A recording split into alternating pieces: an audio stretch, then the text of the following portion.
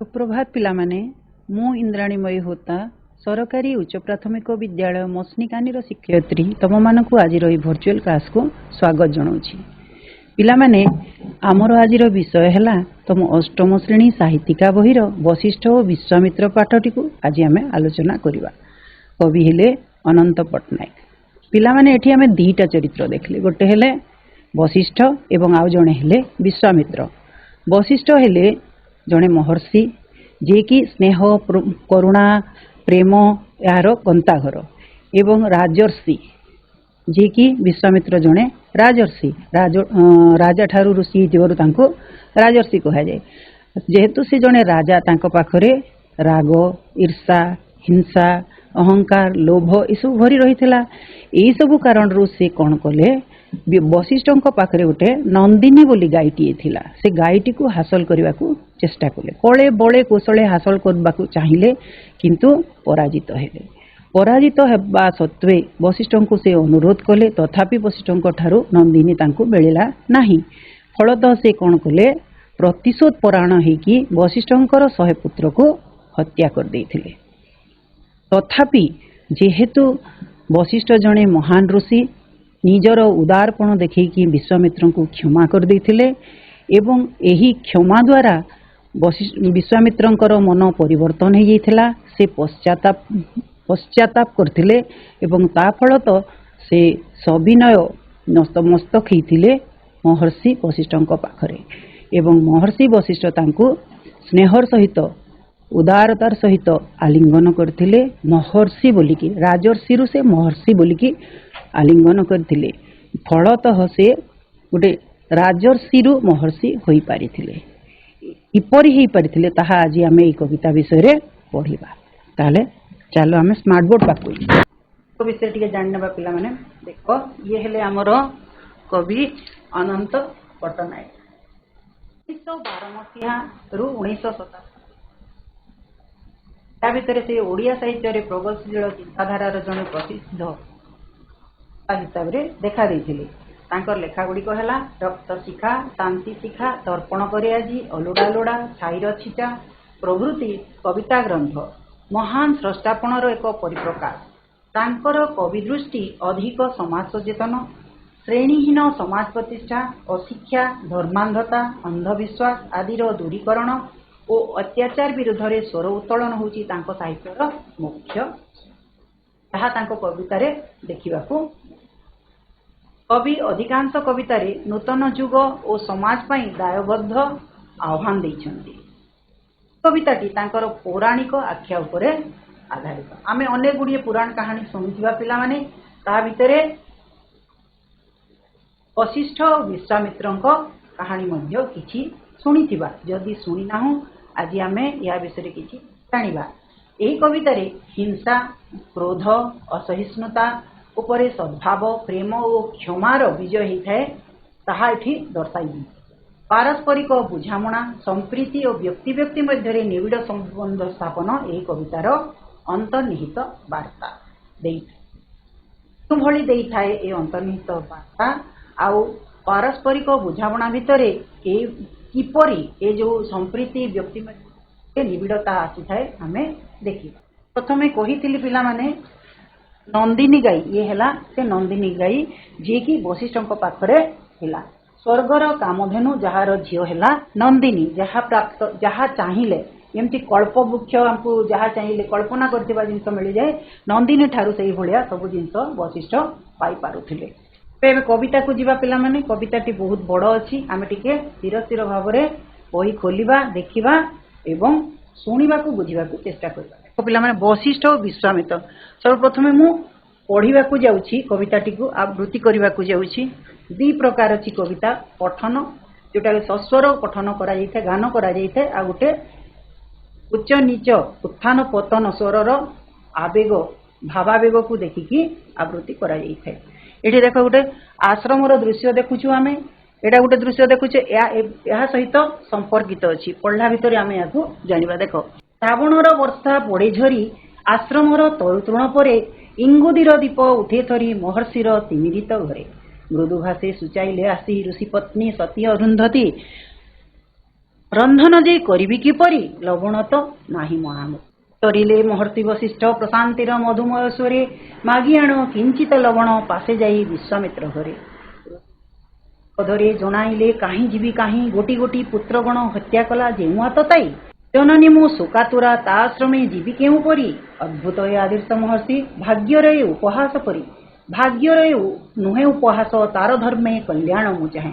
मो आखिरे नुहे आतताई भल पाए ताकू भल पाए। भल पाओ जदि डाकिथिले महर्षि ताहारे जीवन ए रक्त अरुणित नही थांता आर्तहाहाकारे। महर्षि मु डाकी नाही ताकू प्राणे प्राणे भल पाए बोली जणाइले सधीरे वशिष्ठ स्मश्रुतरु स्मितरेखा तोली। भल पाए एणु महर्षिर मुखे थाउ बाणी बात्यानिकी शालबुक वृक्ष काहू पदप्रांते पिटिदेला आणी।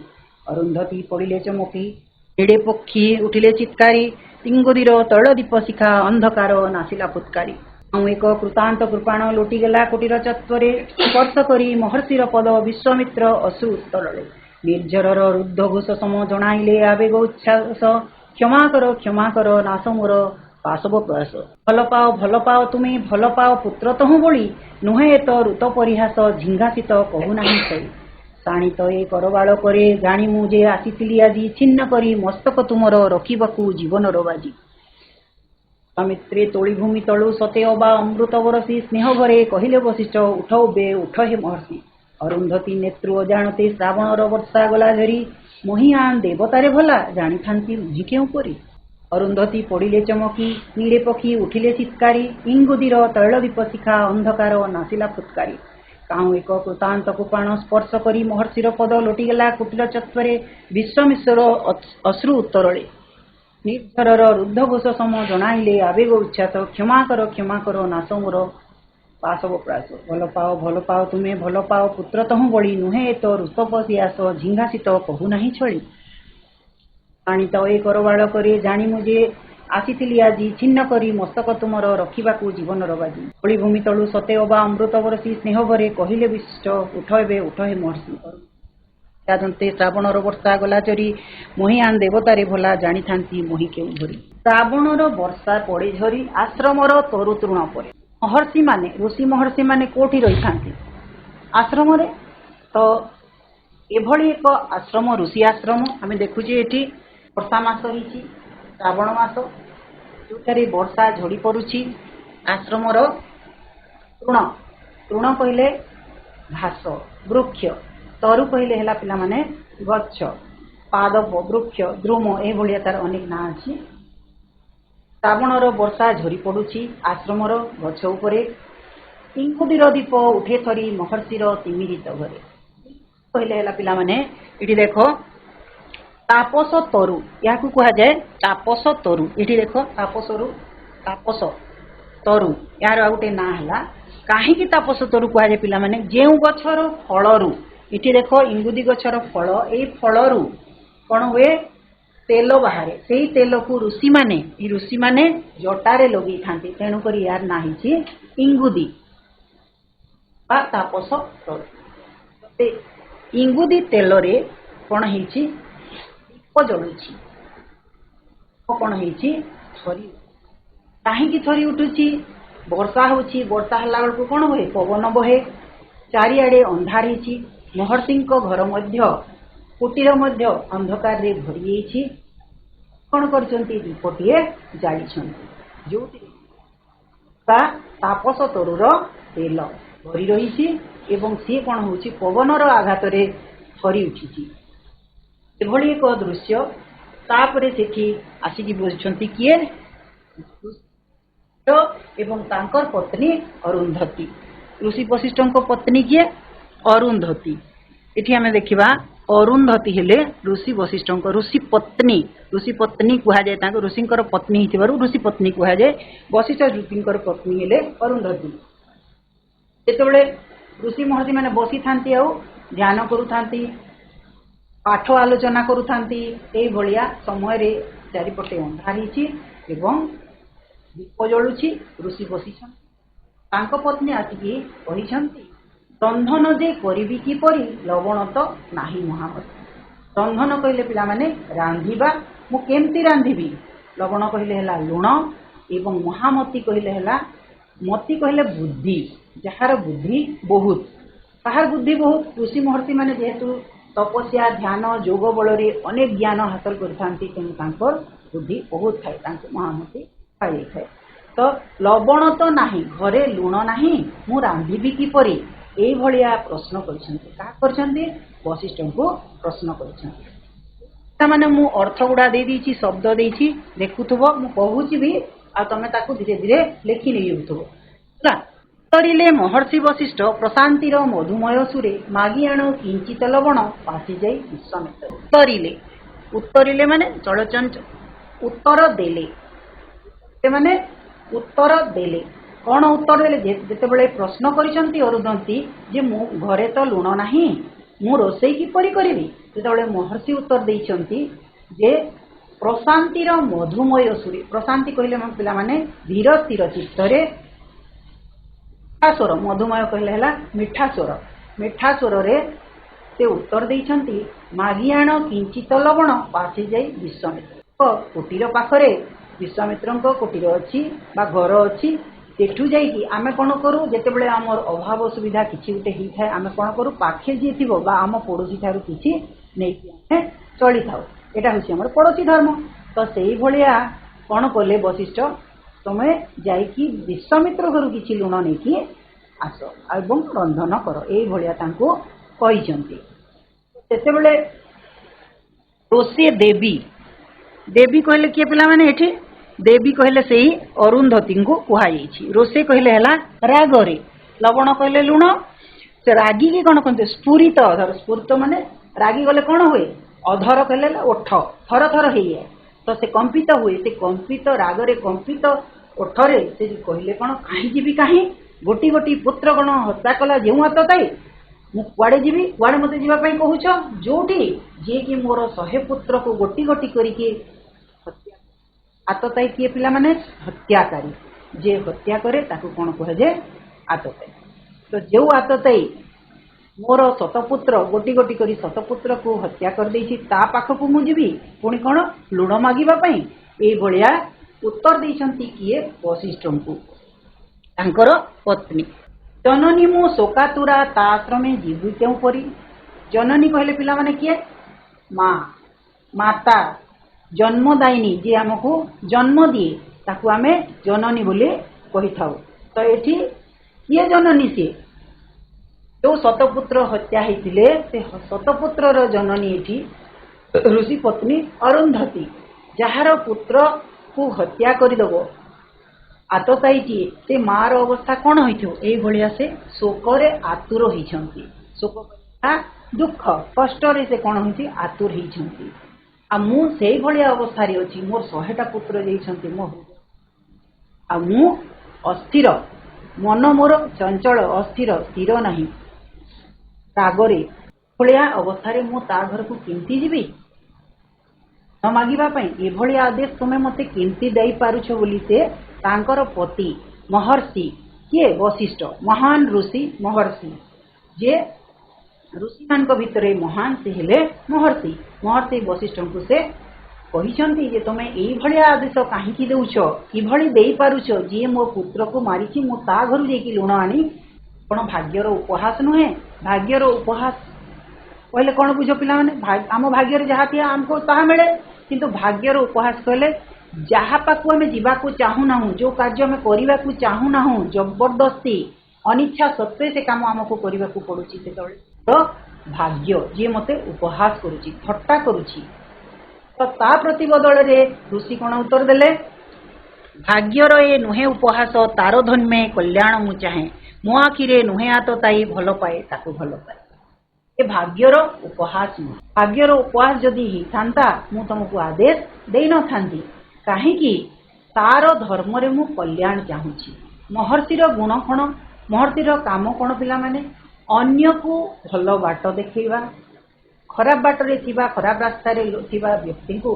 ठीक रास्ता को आनिबा अधर्म को धर्मर मार्ग रे परिवर्तित करबा ये हैला कौन ऋषि महर्षि मानकर काम तो सी जेहेतु जड़े आतताई बा हत्याकारी ता द्वारा मु कल्याण चाहूची मंगल चाहूची सी केमती बाट को आसी जाऊ ठीक रास्ता को आसी जाऊ एवं तार मध्य मंगल हो मो आखिरे से आतताई नुहे ताकू मु भल पाए बहुत भल पाए यही भलिया उत्तर देइछंती किए महर्षि वशिष्ठ। जेतेबेले माटी जेतेबेले तार पुत्र जेते भी खराब काम करथाउ जहाँ भी दुष्ट अबोध हत्याकारी नृशंस होइथाउ माँ पाई पुओटीए सबुबेले निजर सबुठु भल होइकी रहिथाए।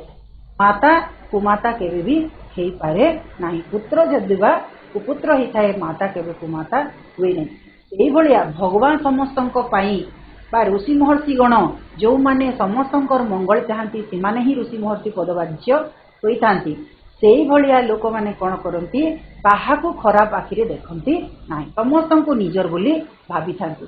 जदि च से तांकर सतपुत्र को मारी देइछि गोटी गोटी करी हत्या करिछि तथापि मु ताकू भल पाए काहेकि ना पिला माने पाप को घृणा कर पापी को नहे तार कामटा खराब किंतु लोकटा खराब नहे एही चिंताधारा रहीकि वशिष्ठ तांकू भल पाइछन्ति। भल पाओ जदि डाकिथिले महर्षि ताहारे जीवन ए रक्त ऋणित नोही थांता आर्त हाहाकार ता प्रति उत्तर रे ऋषिपत्नी अरुंधति कहिसंती तमे जदि भल पाओ आ ताकू प्रकृति हृदय भितर भल पाइकी डाकिछ महर्षि बोली डाकी थांत आज ये जीवनटा आमर अरुणित रक्त अरुणित अरुणित कहले रक्त वर्ण वा लाल लाल वर्ण जेतेबेले अरुण कहले हैला पिला माने सूर्य सूर्य जेतेबेले उदय होती प्रथम किरण तांकर जेतेबेले आसे लाल वर्ण देखा जाइथाय ताकू अरुणित अरुणिमा बा रक्त रंजित रक्त अरुणित बोली कुहाई थाए रक्त रे भिजित कोई थांता नोही थांता आर्त हाहाकार एथि काहेकि कुहाई पिला माने आर्त हाहाकार कहले जेतेबेले पुत्र गुड़े को मारी देइछंती तांकर हृदय क्रंदन करिछि कोह भरी जाइछि आउ से चारियाडे पार्टी करी बसिछंती क्रंदन करिछंती बा कांदीछंती से शब्द हाहाकार हे उठिछि तो ए जीवनटा आज रक्तमय हे न थांता रक्तमय काहेकि हला तांकर सह पुत्र नष्ट कला से मुंड काट करदेला तो चारियाडे रक्त भरीगला कोनटा भरीगला बोली से कहिछंती कोनटा कोन रक्त रे सबुदिन रहिबो कि किंतु से शोक से स्मृति घटना जीवन रे सब बेले अलिभा हेकी रही जाई थाए तेणु से ये जीवनटा रक्त ऋणित होई न थांता जदि तुमे ताकू महर्षि बोली डाकी थांतो भल पाओ महर्षि बोली कही थांतो जे मु तते भल पाए तू एभली काम करना बोली कहिथिले हुए तो आज ये जीवन ए भलिया न थांता काहेकि तांको महर्षि बोली डाकी से कोन महर्षि जदि महर्षि हेई थांते एभली काम करि थांते कि ये थिला अरुंधतींकर प्रश्न ता उत्तर रे कौन कहले महर्षि मु डाकी नाही ताको प्राणे प्राणे भल पाए बोली जणाइले सधीरे वशिष्ठ स्मश्रुतलु स्मितरे ताको महर्षि एथि बोली डाकी नाही या पाई डाकी नाही जे से खराब काम करिछि बा भल पाउछि बोली जीवन भीतर मु ताको भल पाए बोली ताको डाकिछि प्रकृत रे से महर्षि कारण कोन ता भीतर किछि से देखिछंती काहेकि कहिछंती सधीर माने धीर चित्तरे वशिष्ठ नम्र विनम्र कोमल कंठरे धीर चित्तरे स्मश्रु कहले हला दाढ़ी तले टिके हसी देइछंती एवं अरुंधति को कहिछंती मु ताको भल पाए बोली महर्षि डाकी प्रकृत रे ता भितरे अछि तेणु मु ताको डाकिछि भल पाए जेणु महर्षिर मुखे थाउ माणी बात्यानी की शाल वृक्ष काहू पदप्रांति पिटी देला आणी मु ताकू भल पाए बोली सब बेले मुहे भल पाए कही होउथबा बाणी माने हला कथा ए कथाटा थाउ एतिकी जेतेबेले से कहउछंती जे मु ताकू बहुत भल पाए महर्षि को मित्र महर्षि नथिले राजर्षि थिले मु प्रथम रु कहिथिली राजा खाई जे ऋषि हुए ताको कहे जे राजर्षि एवं जे महान काम करिकी ऋषि ही साधना करी से होते महर्षि तो से राजर्षि को महर्षि बोली जेते बेले कहउचंती ए कथाटा कहिबा समय मुखे थाउ बाणी माने तांको मुहरु सरी नाही ठीक एही समय रे कोन हिची बात्यानिकी शाल वृक्ष काहू पदप्रांते पिटी देला आनी बात्यानिकी शाल वृक्ष काहू बात्यानिकी कहले कोन पिला माने एठी बात्या झड़ जितेबले झड़ हुए पवन जोर रे बहे जितेबले कौन हुए बड़ बड़ गछ उपाड़ी पकई थाए बात्यार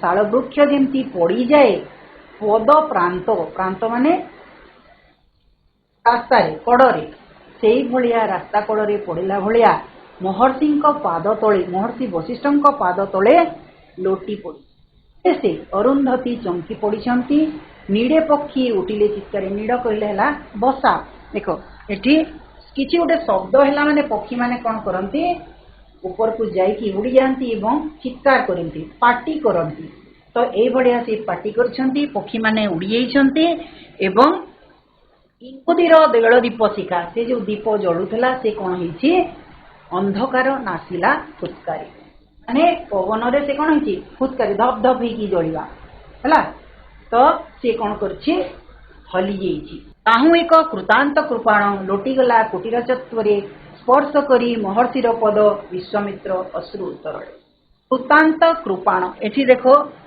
एटा कौन देखुछ पिला माने ई हला खंडा तरवाल जहाँ कहूँ आम खड्ग तो यह कृपाण हारुआ खंडाटीए कौन है आसिकी कुटीर चारिपटे चिठी पड़ जाए स्पर्श करी महर्षिर पद विश्वामित्र अश्रु उत्तरले महर्षि वशिष्ठंकर पाद को स्पर्श करी विश्वामित्र कौन करुछंती तरले गड़ौछंती अश्रु गड़ौछंती काहेकि मु प्रथम रे कहिले निजर पश्चाताप जो जितेबले महर्षि बोली संबोधन करछंती अरुणाचित्तरे स्नेहरे आदर आलिंगन करछंती क्षमा कर दैछंती सेतेबले विश्वामित्र कौन करछंती पश्चाताप करछंती जहाकू मु एते कष्ट देली जार पुत्र सबको नष्ट कर देली तार हृदय एते विशाल से एते महान से मते क्षमा करि देई पारे अथच मु एते खराब निजकु से न्यून मन करछंती हीन मन करिछंती एवं पश्चाताप करिकी से कौन करछंती महर्षिंकर पाद धरिछंती एवं तांको आखिरु अश्रु निर्गत होउछि ईश्वरर रुद्ध घोष सम जणाइले आवेग उत्स ईश्वर कहले कौन पिला माने झरणा सरी आसे जेमती तार झरणा झरला बेलकु जेम शब्द हुई जोर रे तो मन भितर थिबा तांकर आवेग उच्छ्वासता कोह जितेबले भरिकी से कंठरुद्ध बा बाष्परुद्ध कर दिए से भाया भावरे बा स्वरे से कौन कले नाश क्षमा कर नाश क्षमा कर मते नाश मोर पाशव पर क्षमा याचना करिसंती मते क्षमा कर दियो मु बहुत बड़ भूल कर देइछि आउ मोर भितर थिबा पाशव प्रयास पाशव कहले पिला माने पशु प्रकृति पशुतुल्य प्रयास माने हला चेष्टा तो पशुतुल्य चेष्टा बा खराब चेष्टा करी ताकू तुम्हें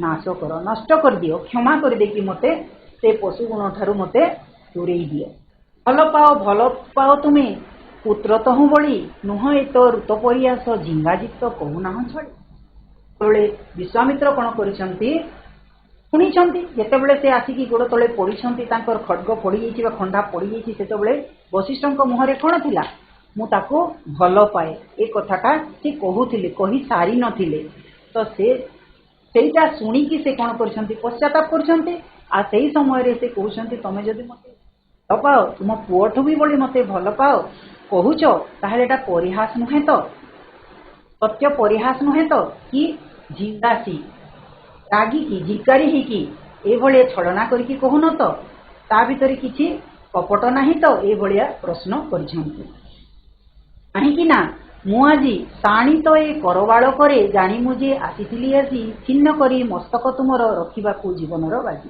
साणी तो माने धारुआ करवाल माने हला खंडा ए जो तीक्ष्ण बा धारुआ खंडा धरिकी मु आजी आसीथिली जे तुम मुंडटाकू काटी देबी मो जीवन को बाजी लगिदेवी कहीं से तो प्रतिशोध अग्नि जलुले कारण कौन थिला नंदिनी गाई को से प्राप्त कर पारि नथिले सब चाहूले जहाँ चाहिए जहाँ इच्छा करी सब मिल नंदिनी ठारू आ वशिष्ठ तो आराम रे ताठू सब पाई जाउछंती एई भलिया भाबिकी से जेते कौशल कले मिल नथिला तेणु से कौन कले शेष रे प्रतिशोध अग्नि रे जलिकी वशिष्ठ को ही मारी देबा पई चाहिथिले एई समय रे से जेबे सुनी दैछंती जे ଭଲ ପାଏ ବୋଲି ସେ ପଶ୍ଚାତାପ କରିଛି। ବିଶ୍ୱାମିତ୍ର ଭୂମି ତଳୁ ସତେ ଅବା ଅମୃତ ବର୍ଷି ସ୍ନେହ ଘରେ କହିଲେ ବଶିଷ୍ଠ ଉଠ ଏବେ ଉଠ ହେ ମହର୍ଷି।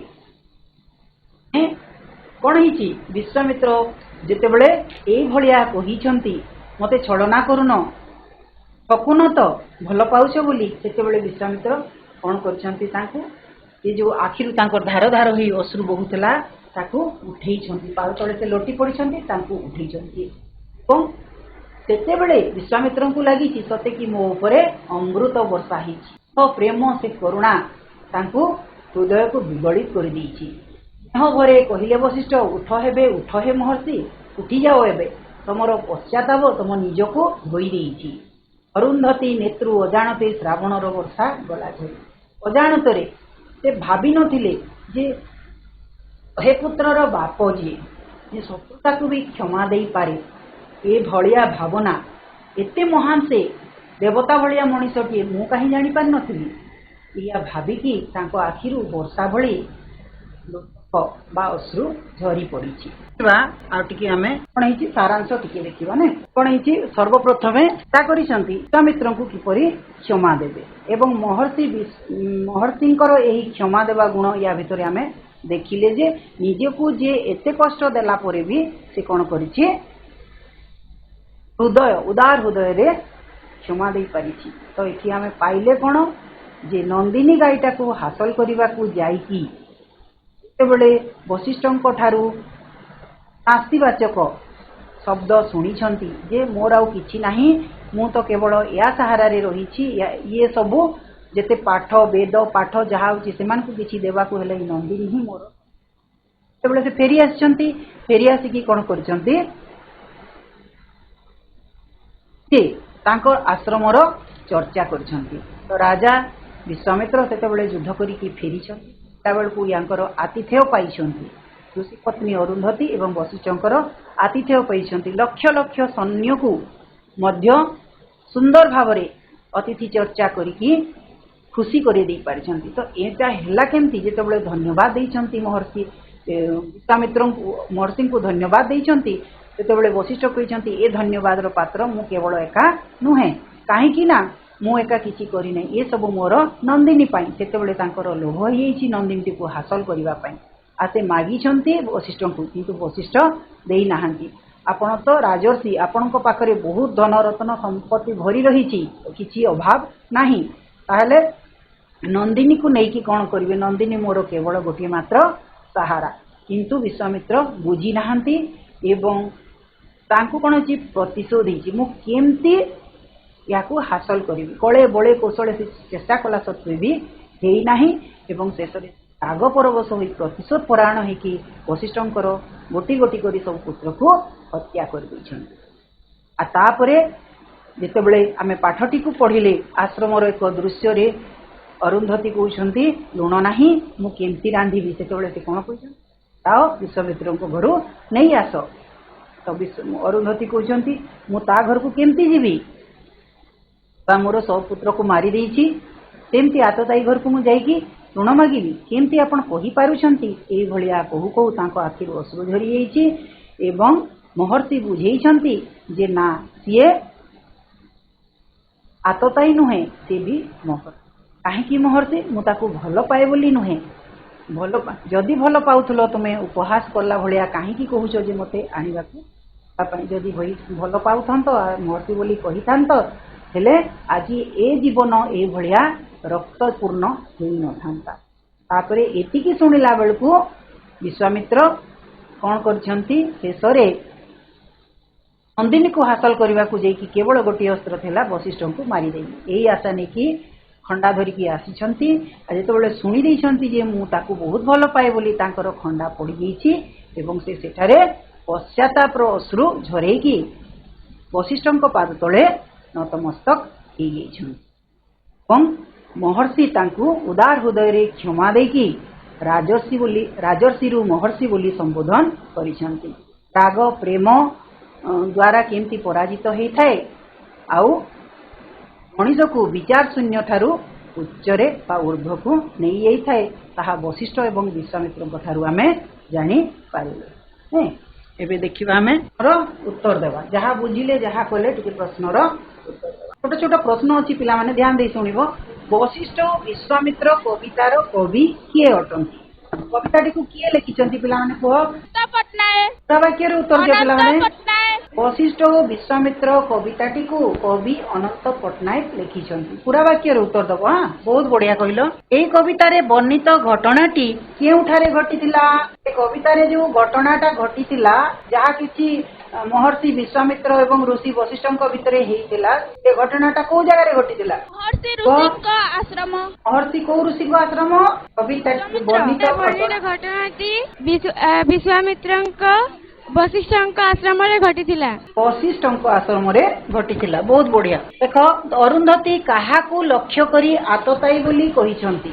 ସେତେବେଳେ ସେ କହିଲେ ଯେ ଲବଣ ମାଗି ଆଣ ଆଉ ବିଶ୍ୱାମିତ୍ରଙ୍କ ଘରୁ। ସେ ସେତେବେଳେ କଣ କହିଲେ? ମୁଁ ଆତତାଇ ଘରକୁ ଯିବି ନାହିଁ। ସେ ଆତତାଇ କିଏ? ଏଠାରେ କାହାକୁ ଲକ୍ଷ୍ୟ କରିକି ଆତତାଇ ବୋଲି କୁହାଯାଇଛି? ଅରୁନ୍ଧତୀ ବିଶ୍ୱାମିତ୍ରକୁ ଲକ୍ଷ୍ୟ କରି ଆତତାଇ ବୋଲି କହିଛନ୍ତି। ଆବାସ ବହୁତ ବଢିଆ।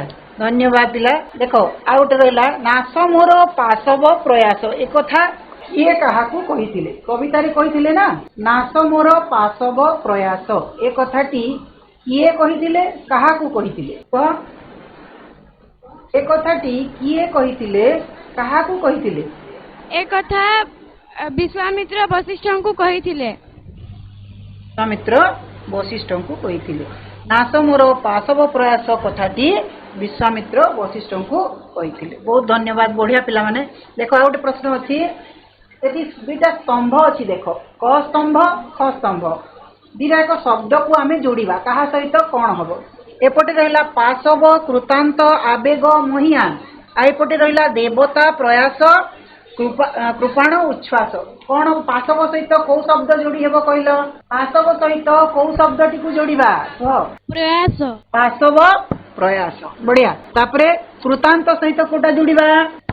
କୃପାଣ। କୃତାନ୍ତ କୃପାଣ। ବହୁତ ବଢିଆ। ଧନ୍ୟବାଦ। ସାବାସ। ଆବେଗ ସହିତ କଣ ଯୋଡିବା? ଉଚ୍ଛ୍ୱାସ। ଆବେଗ ଉଚ୍ଛ୍ୱାସ। ଆଉ ବାକି ଶେଷକୁ ରହିଲା କଣ କହିଦେବା? ଗୋଟିଏ ରହିଲା କଣ ହବ? ମହିଆନ ଦେବତା। ମହିଆନ ଦେବତା। ବହୁତ ବଢିଆ। ସୁନ୍ଦର ଉତ୍ତର ଦେଲ ନାଇଁ। ଆଉ ଗୋଟେ ଦେଖ ଏବେ ହେଲା ଗୃହ କାର୍ଯ୍ୟ ନାଇଁ। ତମେ ମାନେ ପୁରାଣ କାହାଣୀ ଶୁଣୁଛ ନା ପିଲାମାନେ? ଶୁଣିବାକୁ ଚେଷ୍ଟା କରିବ ବୁଝିବ। ଏ ହେଉଛି ଗୋଟେ ପୁରାଣ କାହାଣୀ। ପୁରାଣ କାହାଣୀ ଅନ୍ତର୍ଗତ ଅନେକ ଗୁଡ଼ିଏ ପାଠ ଏବଂ କବିତା ଆମ ବହିରେ ଅଛି। ଯଦି ଆମେ ଶୁଣିବା ନାହିଁ ଜାଣିବା ନାହିଁ ହେଲେ ସେ ପାଠ ଗୁଡ଼ିକୁ ମଧ୍ୟ ବୁଝିପାରିବା ନାହିଁ। ତ ତମ ପାଇଁ ଗୃହ କାର୍ଯ୍ୟ ହେଲା ପୁରାଣ ବର୍ଣ୍ଣିତ ଅନ୍ୟାନ୍ୟ ଶିକ୍ଷଣୀୟ ଆଖ୍ୟାୟିକା ଗୁଡ଼ିକୁ ବା ବିଷୟ ଗୁଡ଼ିକୁ ସଂଗ୍ରହ କରିକି ଶ୍ରେଣୀରେ ପାଠ ପଢିବ ନାଇଁ।